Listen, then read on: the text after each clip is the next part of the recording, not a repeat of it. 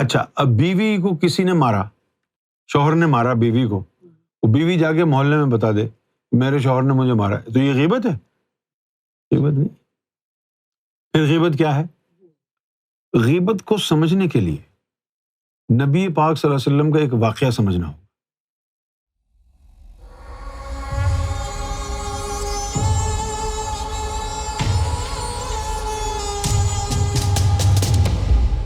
Be be عائشہ نے رسول اللہ کو کہا، یا رسول اللہ صلی اللہ علیہ وسلم، صفیہ حضور کی دوسری بیوی تھی، صفیہ کا قد بڑا چھوٹا ہے، وہ تو حسین نہیں ہے۔ تو رسول اللہ صلی اللہ علیہ وسلم نے فرمایا خاموش ہو جاؤ، غیبت مت کرو۔ تو بی بی عائشہ نے کہا کہ یا رسول اللہ میں نے کون سی غیبت کی ہے، اس کا قد واقعی میں چھوٹا ہے۔ فرمایا تبھی تو کہہ رہا ہوں غیبت ہے، اگر اس کا قد چھوٹا نہ ہوتا اور تم کہتی چھوٹا ہے پھر تو یہ بہتان ہو جاتا۔ اب اس میں انٹینٹ کیا تھی کہ اس چیز کا ذکر کرے حضور صلی اللہ علیہ وسلم کے سامنے تاکہ حضور کا دل ان کی طرف سے ہٹ جائے۔ غیبت کرنے کے لیے بغض و عناد اور حسد کا ہونا ضروری ہے، ہاں، ورنہ غیبت نہیں ہے۔ اب بھائی آپ بیٹھے ہوئے ہیں میک ڈونلڈ پہ، برگر کھا رہے ہیں، کوئی بندہ آتا ہے آپ کا برگر اٹھا کے لے آتا ہے، اور پھر آپ لوگوں کو کہتے دیکھو یار فلاں بندہ میرا برگر اٹھا کے لے گیا، پورے شہر میں ڈھنڈورا پیٹ دیتے، تو یہ غیبت کہاں ہے؟ آپ کے ساتھ تو ہوا ہے نا یہ۔ اگر وہ برگر نہ اٹھاتا آپ نہ بولتے، اس نے جو غلط کام کیا ہے اس کی وجہ سے یہ بول رہے ہیں آپ، اللہ تعالیٰ کی طرف سے اس کی اجازت ہے۔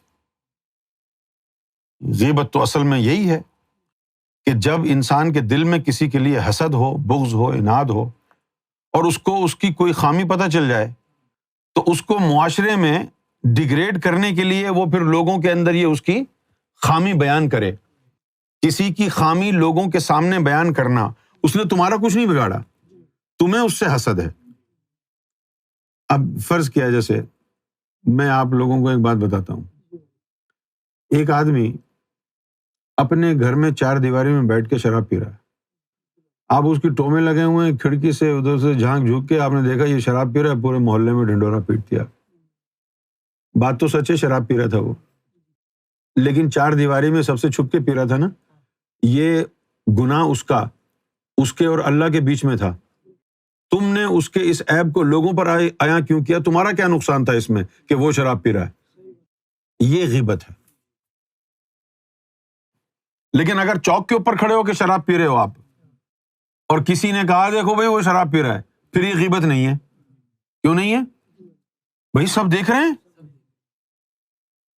سب دیکھ رہے ہیں، تو نے دیکھ کر کے لوگوں کو بتایا، اوروں نے بھی دیکھا ہوگا، یہ غیبت تھوڑا ہے۔ ایک بات اور بھی ہے، وہ کیا ہے؟ اگر تم سے کوئی گناہ ہو جائے تو کبھی بھی اپنے رہبر کو، مرشد کو نہیں بتانا۔ کیوں؟ وہ گواہ بن جائے گا تمہارے گناہ پہ، اپنے پاؤں پہ کلاڑی مارو گے تم، تمہارے گناہ پہ گواہ بن جائے گا وہ۔ اب جب گواہ ہو گیا تو وہ بیچ میں آ گیا اللہ اور تمہارے، اب تو تمہاری جان نہیں چھوٹتی، اب تو سزا ملے گی۔ ہاں، اگر وہ گناہ تیرے اور رب کے بیچ میں ہے، کوئی وٹنس ہی نہیں ہے، اللہ کو کیا پڑی ہے تجھے لٹکانے کی، وہ معاف کر دے گا۔ اب اس طرح آج کل کی بچیاں ہیں، انہوں نے کوئی بوائے فرینڈ وغیرہ بنا لیا، ماں کو کوئی شک ہے، باپ کو کوئی شک ہے، تو وہ پیچھے لگ جاتے ہیں، یہ کسی کو کہہ دیتے ہیں جاؤ پیچھا کرو، کہاں جا رہی ہے، کیا کر رہی ہے۔ یہ غلط کام ہے، قرآن میں اس کے لیے منع کیا اللہ نے، وَلَا تَجَسَّسُوا، کسی کی جاسوسی نہیں کرو، do not spy on any one. آج کا مسلمان قرآن کے ساتھ بالکل انصاف نہیں کر رہا۔ یہ دیکھیں آپ، وَلَا تَجَسَّسُوا وَلَا يَغْتَبْ بَعْضُكُمْ بَعْضًا، ایک دوسرے کی جاسوسی نہیں کرو، ایک دوسرے کی پیٹھ پیچھے برائی مت کرو۔ تو رسول اللہ نے فرمایا کہ تم نے جو کہا نا کہ صفیہ کا قد چھوٹا ہے، تو عائشہ تمہاری بات کو اگر میں سمندر میں ڈال لوں تو کڑوا ہو جائے۔ آپ لوگ کسی کے مرتد ہونے کے لیے اس بات کا انتظار نہ کریں کہ وہ گالیاں دے اللہ رسول کو، تبھی آپ اس کو گستاخ کہیں گے۔ کسی مومن کی غیبت کرنے سے ایمان چلا جاتا ہے؟ اس کے اوپر سختی سے کاربند ہوں، اپنی زبان کو لگام دیں۔ جو بڑے ہی لیجرلی ہم ایک دوسرے کے خلاف اگر بول دیں، ندیم کو تو میں نے دیکھا ہے تو ایسا ہی ہے، فیصل تو سب ایسے ہی ہیں، کیونکہ آپ لوگوں کو شکوہ شکایت کی بڑی عادت پڑ گئی ہے۔ آپ لوگوں کی زبانیں بہت دراز ہو گئی ہیں۔ نہ کھولیں زبانوں کو، بکواس نہ کریں۔ ہر ایک کی برائی بیان کرنا، وہ اس نے مجھے یہ کیا، اس نے مجھے ایسا کیا۔ صرف یہ سوچ لینا، بولتے رہو، لیکن جتنا تم بولو گے سرکار سے دور رہو گے، جتنا بولو گے۔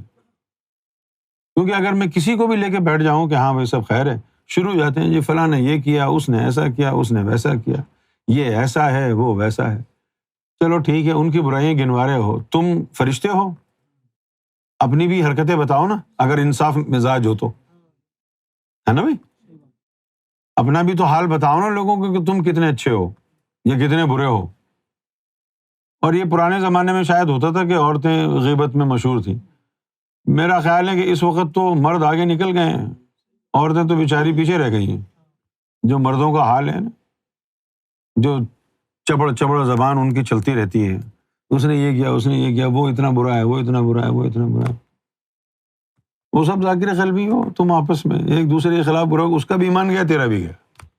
دونوں ایک دوسرے کو گالی گلوچ کرتے رہو، غیبتیں ایک دوسرے کے اوپر بہتان لگاتے رہو، اور پھر آ کے یہاں بیٹھتے رہو۔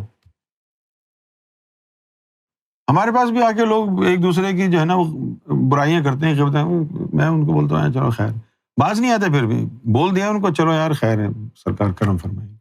نہیں نہیں سید ہے، اس نے یہ بھی کیا، اس نے، ابے بھائی بس کر، چپ ہی نہیں ہوں گے۔ نہیں، اسلام یہ نہیں ہے، کسی کی برائی نہ بیان کرو۔ ظلم اگر کسی نے کیا ہے تو بتاؤ، تمہارا مال مارا ہے، تمہارے ساتھ زیادتی کی ہے، اس کا بیان کر سکتے ہو کہ جی میرے ساتھ یہ ہوا ہے، یہ غیبت نہیں ہے۔ لیکن کچھ لوگوں کی عادت ہوتی ہے کہ بس کبھی شکر کا جملہ ادا نہیں کریں گے، بس شکوہ اور شکایت ہی کریں گے۔ مجھے یہ امید تھی اس سے، لیکن اس نے وقت آنے پہ میری مدد نہیں کی۔ اچھا بھائی، تیری مدد اس نے کی، تجھے اس کے حالات پتہ ہیں وہ مدد کرنے کے قابل بھی تھا یا نہیں؟ یہ نہیں دیکھیں گے، صرف یہ دیکھیں گے ہماری مدد نہیں کی، یہ نہیں دیکھیں گے کہ کیا وہ مدد کرنے کے قابل بھی ہے، اس کے اوپر کتنی پریشانیاں ہیں، اس کا علم ہے آپ کو؟ یہ بھی تو سوچنا چاہیے نا کہ وہ کتنے مسائل میں ہے، اس کے اوپر کیا گزر رہی ہے۔ اس کو اللہ تعالیٰ نے جو کہا ہے غیبت کرنے کو اور جاسوسی کرنے کو ایک دوسرے کی، اللہ تعالیٰ نے کہا ہے کہ یہ ایسے ہی ہے جیسے تم اپنے مردہ بھائی کا گوشت کھا رہے ہو، قرآن شریف میں۔ اس کے علاوہ ایک بہت بڑا جو مسئلہ ہے وہ ہے ہمارے گمان کا خراب ہونا۔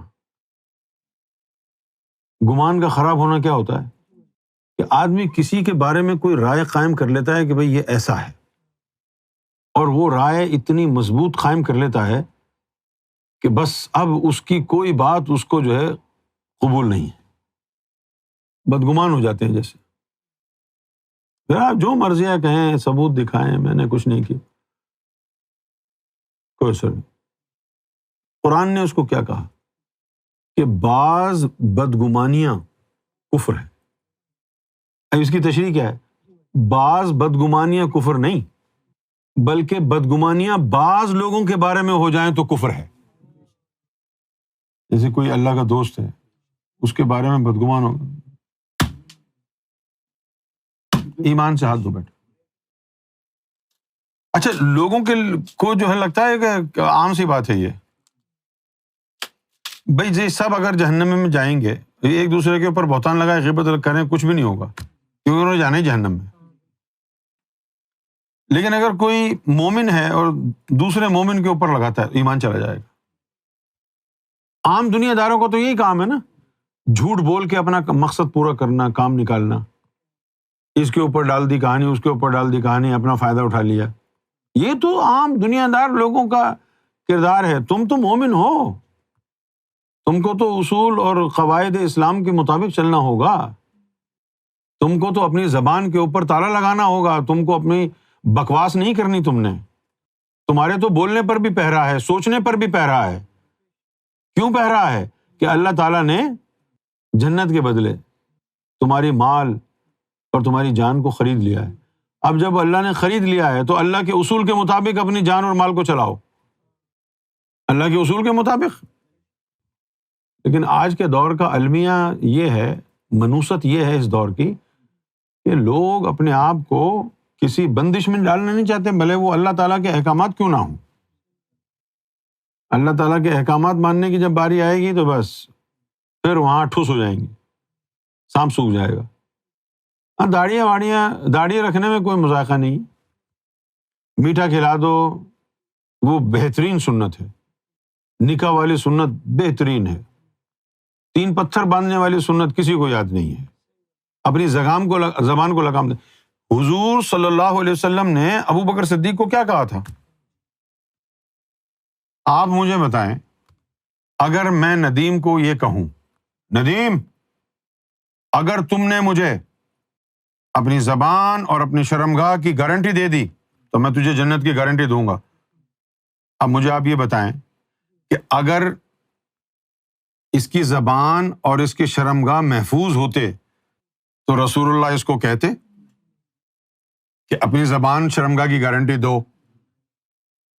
باقی آپ کے سامنے ہی ہے، خوب نعرے لگاؤ ان کے.